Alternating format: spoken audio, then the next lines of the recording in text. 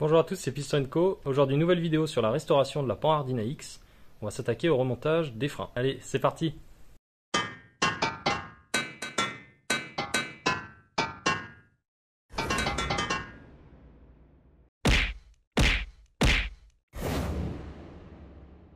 Sur les Panhardine AX, les freins sont à tambour, c'est-à-dire qu'on a des mâchoires au niveau de chaque roue qui vont venir s'écarter sous la pression du liquide de frein et frotter contre les tambours, qui eux sont accrochés aux roues.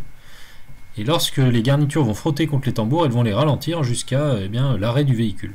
Plus ou moins rapidement selon la pression que l'on donne sur la pédale de frein. Un petit aperçu des pièces donc, qui constituent le freinage. Donc on a un mètre cylindre qui va envoyer la pression de la pédale donc au cylindre de roue. Donc là on a les deux cylindres de roue avant et ici les deux cylindres de roue arrière. Donc on remarque principalement que les cylindres de roue arrière sont bien plus petits que les cylindres de roue avant. Ceux-ci ont un diamètre d'1 pouce et ceux-ci ont un diamètre de 19 mm. Tout simplement pour avoir plus de puissance de freinage à l'avant qu'à l'arrière pour une meilleure tenue de route en freinage. Donc ça c'est très classique sur toutes les voitures, c'est comme ça. Ensuite, donc on remarque les pièces qui constituent un cylindre de roue.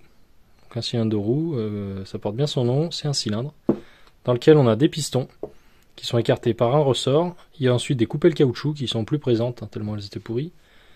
Et on a un raccord qui permet de se mettre sur le flexible de frein à l'avant. Et le raccord ici se permet de se mettre sur des tuyaux rigides à l'arrière. L'idée ça va être de décaper en fait l'intérieur des cylindres de roue. On voit qu'il y a de la corrosion, qu'il y a du vieux liquide de frein qui a fait de la corrosion et puis une sorte de caramel. Voilà, c'est bien sale. Donc l'idée ça va être de nettoyer tout ça sur les 4 cylindres, de voir si on peut les réutiliser. Donc je vais faire un petit toilage en fait à l'intérieur et voir s'il n'y a pas de traces, pas de rayures, pas trop de corrosion qui a fait des creux si on veut, pour qu'ensuite je puisse remettre des joints neufs qui sont là. Donc là il y a des kits complets, il y a les pistons, les cache-poussières, les coupelles et même le ressort. Donc ça permet en fait, si vous voulez, d'enlever toutes ces vieilles pièces et de mettre du neuf. Même sort pour le mètre cylindre, l'idée ça va être de le démonter, de nettoyer tous les raccords, de voir s'il est sauvable, et s'il est sauvable, lui mettre un kit de joints neufs. Allez, on va commencer par nettoyer les cylindres de roue. Ici on a le cylindre de roue, et la technique que je vais utiliser, c'est tout bête, c'est un truc que j'ai eu sur internet là, c'est de prendre ici un manche à balai, en tout cas un rond, un cylindre qui a un diamètre un peu plus petit que le cylindre de roue qu'on souhaite nettoyer. Et ensuite on enroule autour de ce cylindre du papier de verre. Donc ici j'ai du grain 240 qui est un peu gros entre guillemets, et au bout j'ai mis du 400. Et ensuite l'idée ça va être de passer une ficelle comme ceci. Voilà, on passe une ficelle qui a un seul morceau autour, voyez. On la cale tout bêtement dans l'emplacement où il y a les cache-poussières, ça fait des sortes de gorges. Et ensuite, on vient tirer en alternant. Voilà.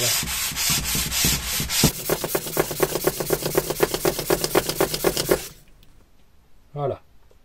On tire en alternant. L'idée c'est de faire le plus de tours possible. Voilà ce qu'on obtient.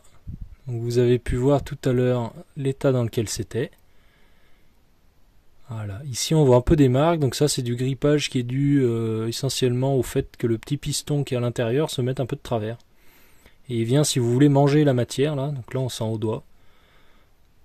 Voilà, cette forme là encore marron qu'on voit à l'intérieur, c'est un peu plus profond. Donc je vais essayer, toutes ces marques là, je vais essayer de les estomper en continuant de faire ce système là. Donc je vais passer encore plusieurs fois au 240, et ensuite je ferai quelques passes au 400. Mais voilà, en tous les cas, l'idée c'est d'en faire partir le plus possible déjà et voir ensuite la tête que ça a. Allez, je continue comme ça et puis on verra.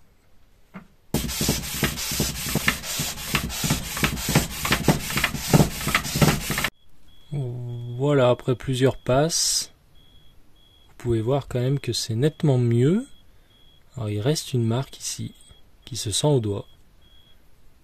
Donc là c'est assez profond, je ne vais pas réussir à rattraper ça juste avec mon petit papier de verre. En tout cas, donc ça c'est un des deux cylindres de roue avant. Je vais pouvoir passer à son copain, celui de l'autre côté. Je vais faire pareil, et puis on regardera le résultat. Voilà les 4 cylindres de roue après être passé sur mon petit système de toilage. Donc ça les a vachement bien nettoyés. Ça me permet de mettre vraiment en visu les traces. Donc là on voit à la limite entre l'ombre et la lumière ici, il y a des traces de grippage du piston qui se met en travers. C'est ce qu'on appelle l'arc-boutement en mécanique. C'est le même principe que les sergents de maçon qui restent coincés quand on leur tape dessus.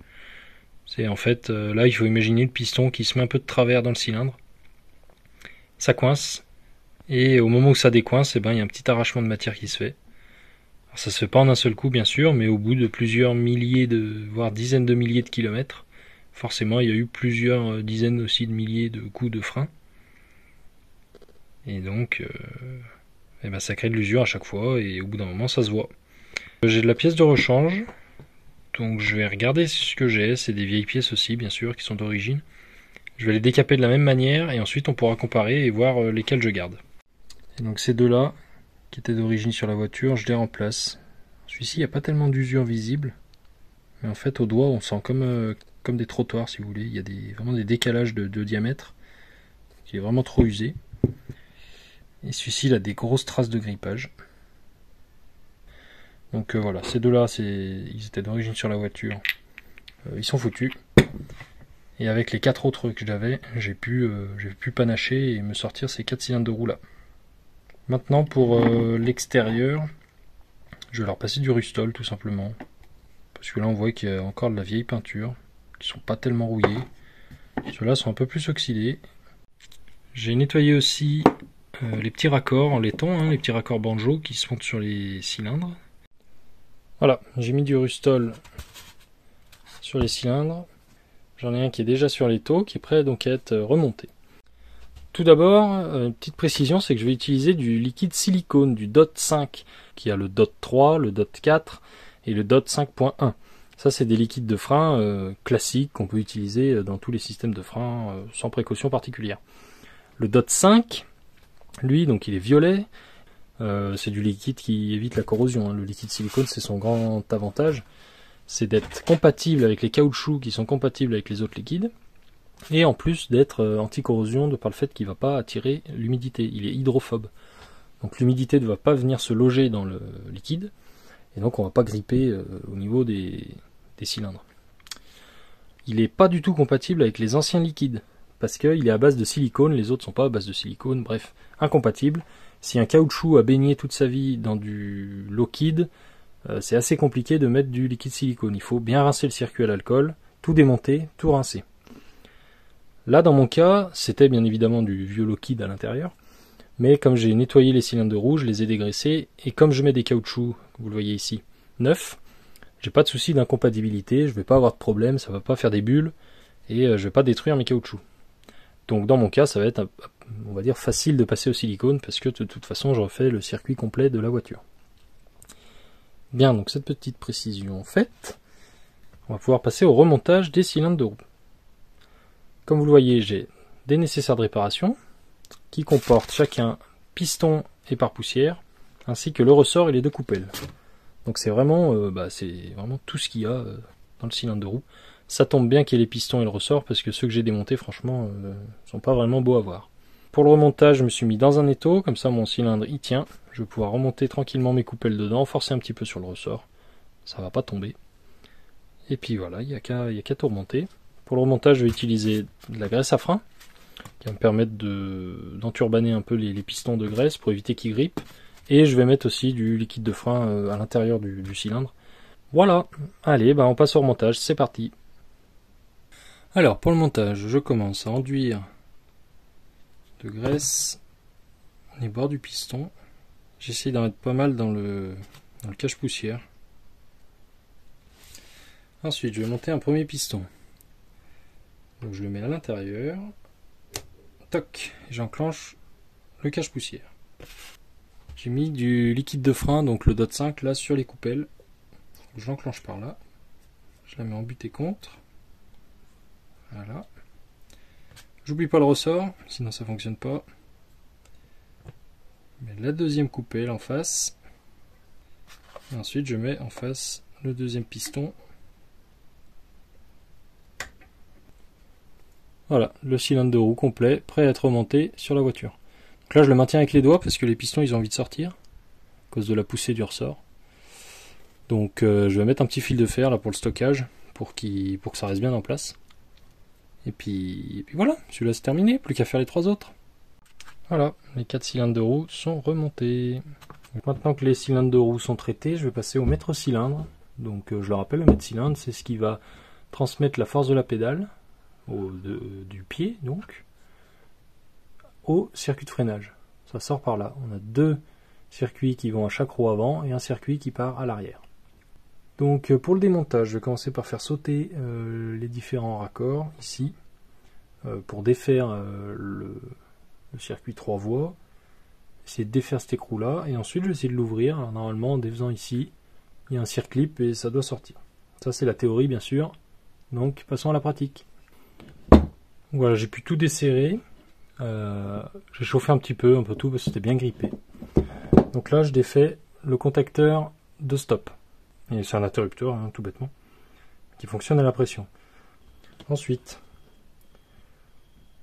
c'est un peu chaud, j'ai une vis avec une sorte de raccord banjo, mais 3 voies, donc qui est répartie sur les roues avant et sur les roues arrière. Voilà, donc ça c'est simplement un canal d'alimentation. Et là on arrive sur le corps du mètre cylindre. Donc ce qu'on voit déjà, c'est que c'est pas du tout débouchant, alors que ça le devrait.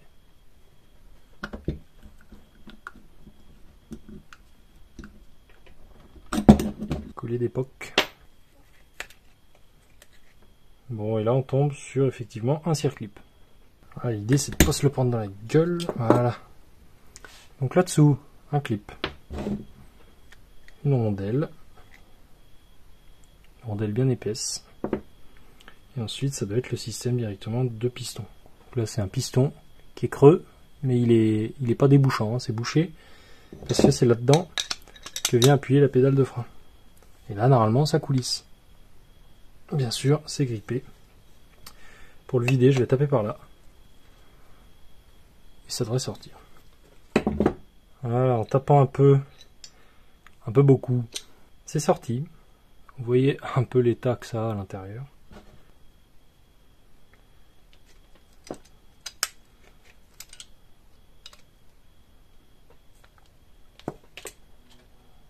Et voilà. La partie piston avec quelques joints quand même pour l'étanchéité. Et ensuite les ressorts avec des coupelles. Et voilà. C'est complètement démonté. Je vais nettoyer tout ça. Et ensuite je pourrais juger de l'état interne, savoir si je le change ou s'il est encore utilisable. Maintenant que je l'ai démonté, j'ai commencé à nettoyer l'intérieur. Donc je l'ai bien vidé, j'ai pu sortir la dernière coupelle qui était collée au fond. Par contre, comme on le voit à l'intérieur, il a des traces de corrosion bien sûr. Et il y a encore de la saleté quoi. Je vais faire le même système que pour nettoyer les cylindres de roue. Je vais essayer de le faire tourner autour d'un manche autour duquel j'aurais mis du papier de verre. Pour le décaper au maximum. Voilà, donc le mètre cylindre, je lui ai repassé encore un coup de papier de verre. J'ai réussi à bien rattraper l'intérieur. Il y a des traces d'usure mais qui sont assez loin au fond du mètre cylindre. Je pense que ça posera pas de souci. Je vais passer un coup de rustol, comme j'ai fait sur les cylindres de roue. Maintenant on va pouvoir passer au remontage du cylindre. Donc c'est tout simple, on a un clapet. Ça c'est un clapet. On a ce ressort qui vient s'enficher dedans. Voilà.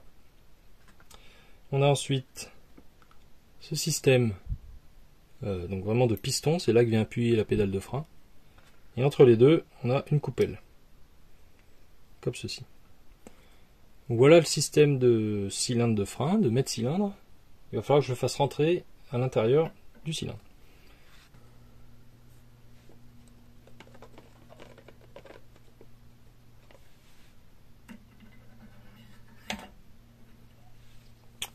Voilà, le ressort est engagé.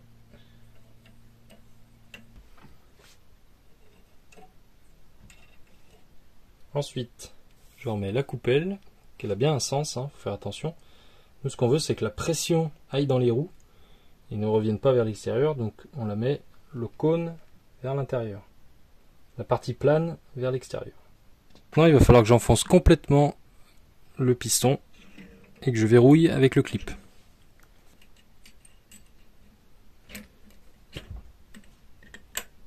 Voilà. Et voilà, le maître cylindre terminé.